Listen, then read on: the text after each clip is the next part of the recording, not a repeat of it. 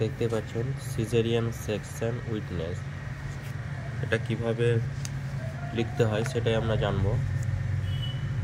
পেশেন্টের serial number এটা লিখবেন আপনি, ডেট, কোন ডেট, নাম, এজ, তারপর প্যারাইটি, আর presentation, position, time of delivery, কোন টাইমে ডেলিভারি করেছে।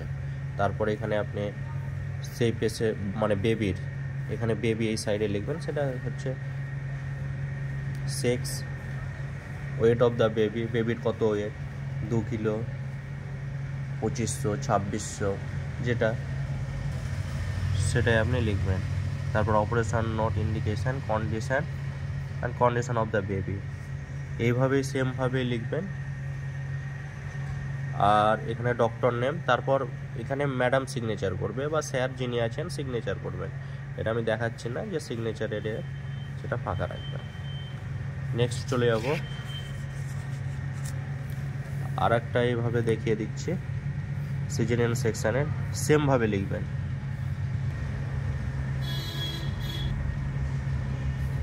সেমভাবে লিখে যেটা আছে সেমভাবেই লিখবেন। কিছু কারণের জন্য আমরা দেখাচ্ছি না পুরোটা, কিছু কারণ বলতে সিগনেচারটা এই জন্য দেখাচ্ছি না, ঠিক আছে। কিন্তু এখানে টিচার যিনি আছেন তিনি সিগনেচার করবেন, বাকি আপনি সেমভাবে লিখবেন।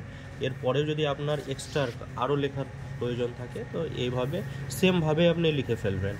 কীভাবে সিজারিয়ান সেকশন উইটনেস লিখতে হয় সেটা আপনারা জেনেই গেলেন অবশ্যই।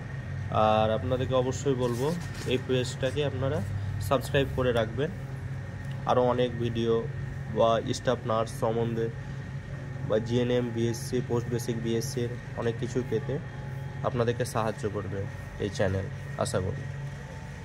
আজকের এই পর্যন্ত।